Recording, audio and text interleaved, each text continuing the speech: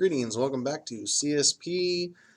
This is Computer Science Principles, still in Unit 1, Digital Information. This is Week 3, Lesson 11, and we're going over intellectual property. So for our warm-up today, I want you to imagine yourself using some of the pixelation tools that you created an image, but a week later, you find out that someone took your image, put it on a t-shirt, and they're selling it for 10 bucks. How would that make you feel? So go ahead, pause here. Answer that question. Welcome back. Probably wouldn't feel real good. So we're going to go through this lesson on intellectual property. So you'll need to go to Canvas and open up this article, and then you're going to use it for the rest of this activity. So again, you click on this link, Canvas has it if you have these slides.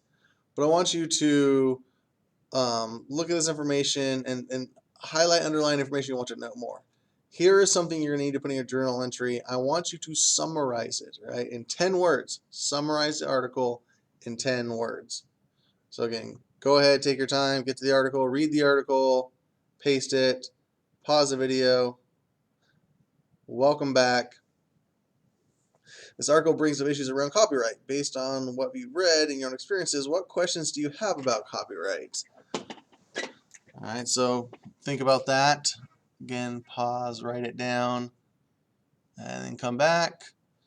Are current copyright policies helping society or hurting society? So that's kind of what we're thinking about throughout this next few things. We're going to watch a couple videos, and then we're going to kind of bring it all together.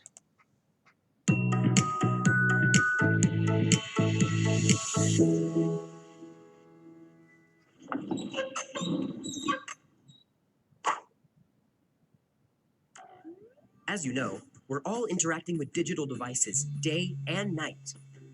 Digital media offers an empowering set of tools. Everyone can access, move, reshape, and reshare creative content in all kinds of new ways. As we use our devices, we are consumers of creative work: music, movies, books, images, games, software, and more. We're also creators, as we take photos, write and record songs, make movies, write stories, develop apps, games, and more. Since we all interact with, create, and share each other's work, knowing the rules of the road for getting and using creative work legally and ethically is one of the essential literacies of our time. Those rules are governed by copyright. In the past, copyright was something that only big publishing houses or movie studios needed to think about.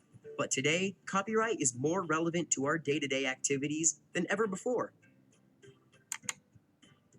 As we navigate the many choices we have as both creators and enjoyers of media, there are some important legal and ethical considerations we need to keep in mind. Like, just because something is easy from a technology standpoint, like digital file sharing, that doesn't mean it's automatically okay. Our internet communities work best when we understand the basic ground rules and treat each other fairly. Respecting the rights of artists and creators benefits all of us, as we, in turn, are artists and creators.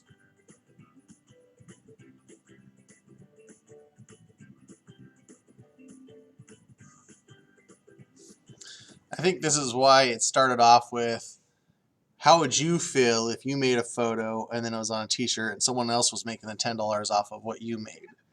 So, flip it back on, how would you feel?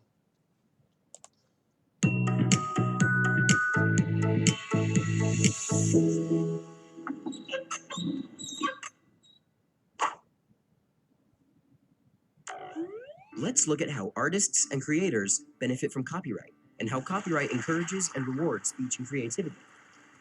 Because of copyright, creators get some control over their work. Often, it's economic control. Like, they get to decide where their work will be sold and for how much. This helps them earn money from their creative work. Sometimes, artists are more focused on artistic control, so their creations stay true to their vision. Either way, guaranteeing that control gives artists incentives to produce more work. Take, for example, these guys. Dude Perfect got its start on YouTube doing trick shot videos that went viral. Now they have a huge online following and make money from ad revenue. Nice! Their viral videos also gave them new opportunities to collaborate with famous sports personalities. And it keeps going. One of the dudes, Corey Cotton, wrote a book, Go Big, that shares the secrets of building a business through social media. Copyright creates a marketplace for creators and artists, like this. So, the Dude Perfect guys chose to make their videos free and available to everyone, but they still own them with copyright. And other people don't get to copy their videos and put them up online anywhere they want, right? Right. This control over their videos made it possible for them to gather a large online following, which in turn provided more opportunity for creative work, like the book deal and TV appearances. Here's another example of copyright at work. In 2014, Taylor Swift decided to take her music down from Spotify. Some people weren't happy. She did several interviews about her decision. In an interview with Time magazine, she said, I tried it and I didn't like the way it felt. I think there should be an inherent value placed on art. I didn't see that happening perception-wise when I put my music on Spotify.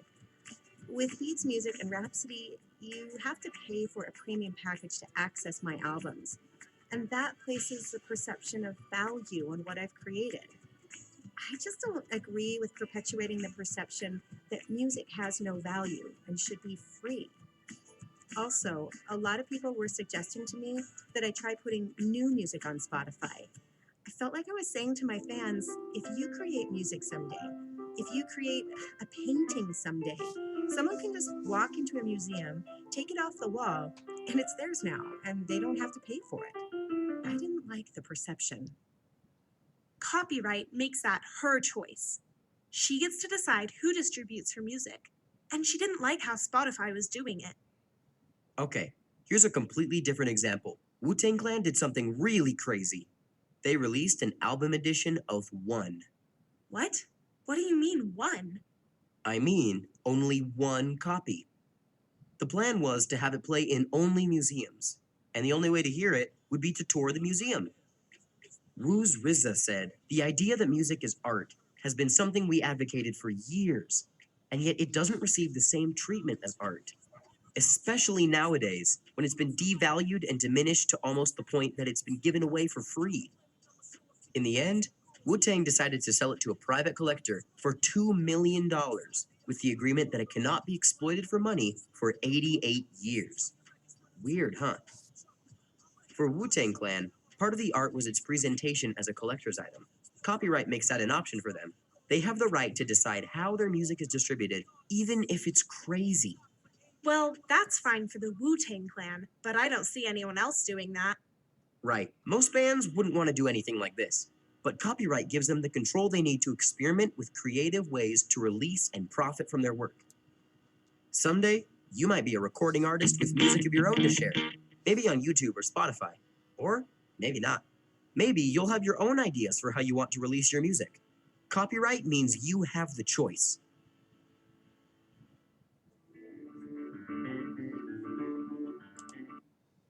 All right, one more video, and let's try to bring this all together.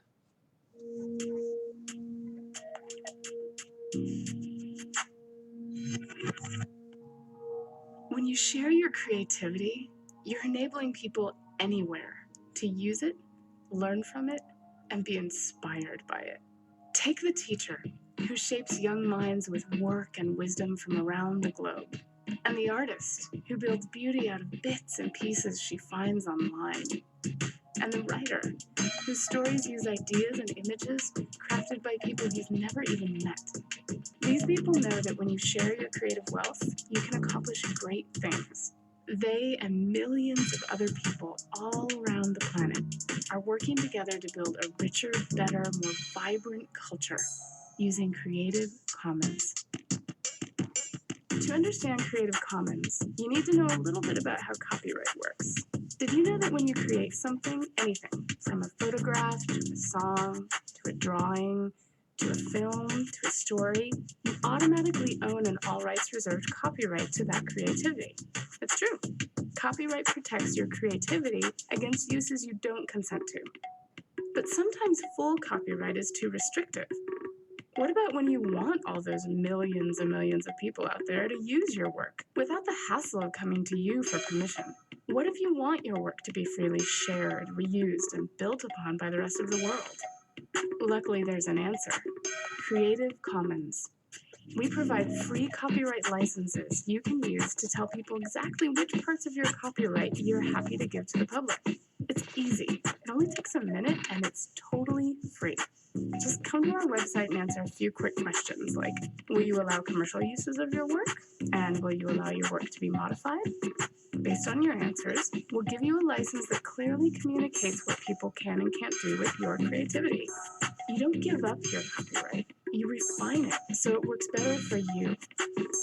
Welcome to a new world where collaboration rules. It didn't even exist just a few years ago, but now there are millions and millions of songs, pictures, videos, and written works available to share, reuse, and remix, all for free. Want to work together? Then join the Commons. Creative Commons.